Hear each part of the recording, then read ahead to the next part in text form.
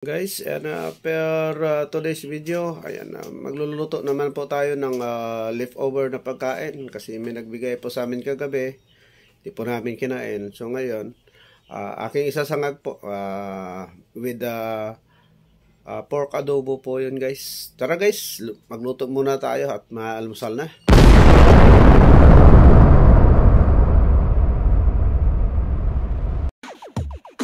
Yun, ito po guys, naka-prepare na po yung ating lulutuin.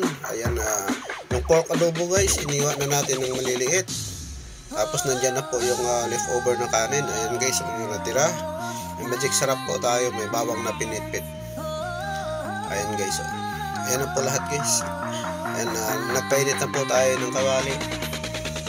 Ayan, tapos ayan, may kunting mantika na po yun. Ayan, nilagyan na po natin ng bawang. Igisa po natin yung bawang guys. Yan, ganun kasimple lang po yung recipe natin ngayon. Ayun, sinangag lang po yan, pang-almusal natin. Sayang din po kasi yung leftover kung hindi po natin maluluto at masisira lang po. Kaya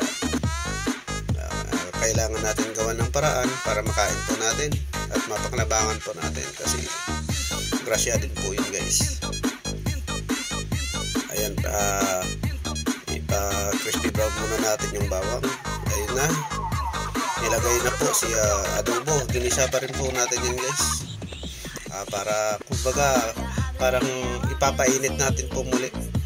Ayan po siya, pinadaan po natin sa mantika.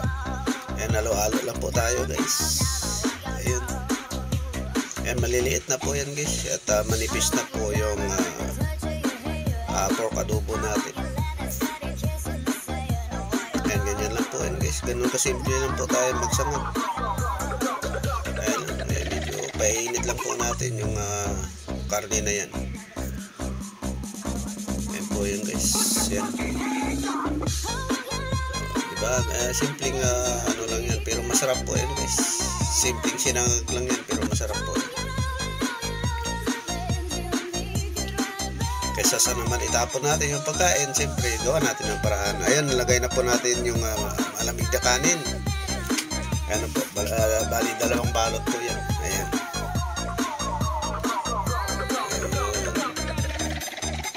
Ayan, ihalo-haluin na lang po natin muli yan. Ayan, lagyan po natin ng magic sarap muna para mapasama po sa halo yung ating konting magic sarap. Ayan, tinatakan po natin ng magic sarap. Ayan, hanggang sa luluin po natin, hanggang sa mag-ano po sila, maghalo-halo po sila lahat. At saka yung kanin po, ayun, siyempre madudurog po siya kasi medyo buo-buo na po yan, lumamig na eh.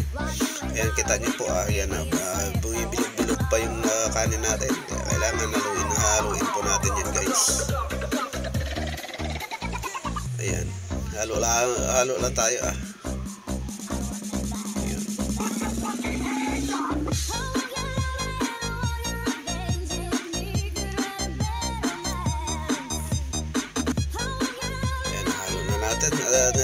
Pinitikan natin ng konting asin guys para naman magkalasa-lasa naman kahit pa paano, kasi kung sobrang tabang naman siyempre manibago naman yung panlasa natin yan kasi nasanay na tayo sa asin. Pero siyempre pitik lang tayo, huwag natin kalamihan guys dahil kasi masama din yan sa kalusugan pagka maalat, lalo na pagka high blood tayo.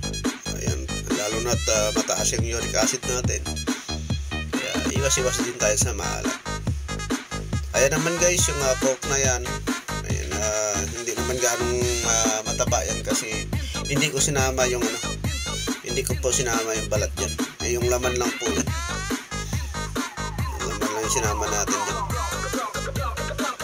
Itsapira muna natin yung balat ni pork.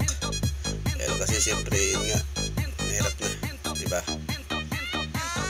Mapapasarap na ng kain natin, mapapasama naman yung kalusugan natin.